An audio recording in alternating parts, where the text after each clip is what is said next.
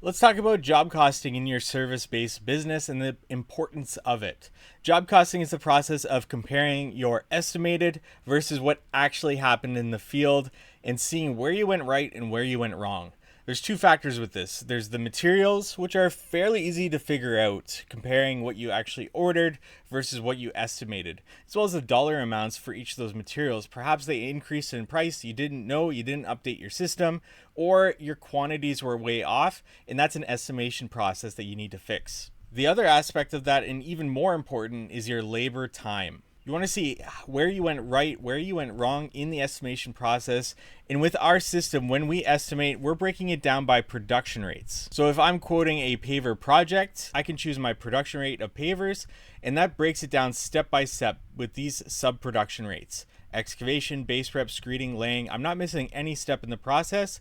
And then I can choose an actual production rate to actually quote. And with these different production rates, once you're actually in the field and working, you can use our time tracking to be able to clock in and out with specific employees, but also clock in and out of production rates. So you can start to actually measure if your production rate is accurate or not, and make adjustments within the system to be able to account for that. Or perhaps you don't have production rates. That's fine. You can use an hourly method and then start to accumulate your production rate hours as you clock in and out. So now when we go to job costing and we're going to measure how we're doing on a specific project, I can go in and see where our labor time is at for that specific project. This automatically transfers from our clock in and out. So you can see we haven't even started this project yet. Our employees are highlighted green, and that means they are under their budgeted hours. So let's go in and actually add some hours to this project. We're going to go to our clock in.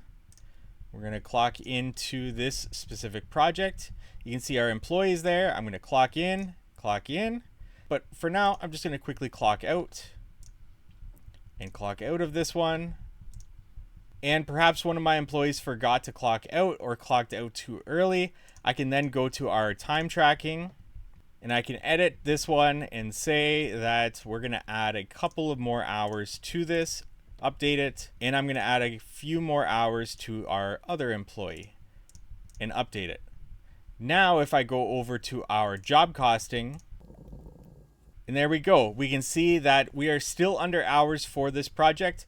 We have 84.91 hours and we're at 6 hours clocked in and 3 hours clocked in. Employees are still highlighted green, and still at this phase, if my employees are not using the clock in, I can still add some hours to this specific employee. Let's add 90 hours. There we go. We're at 90 hours and we're at 84.91 for the estimated. Our employee is highlighted red. That means we've used too many hours for that specific employee, but we're still under quite a bit on this amount of hours for this employee. And you can see our actual hours here. We still have a certain amount of percentage left for our estimated hours on this project. And labor time is so important because our overhead recovery is also tied to our labor.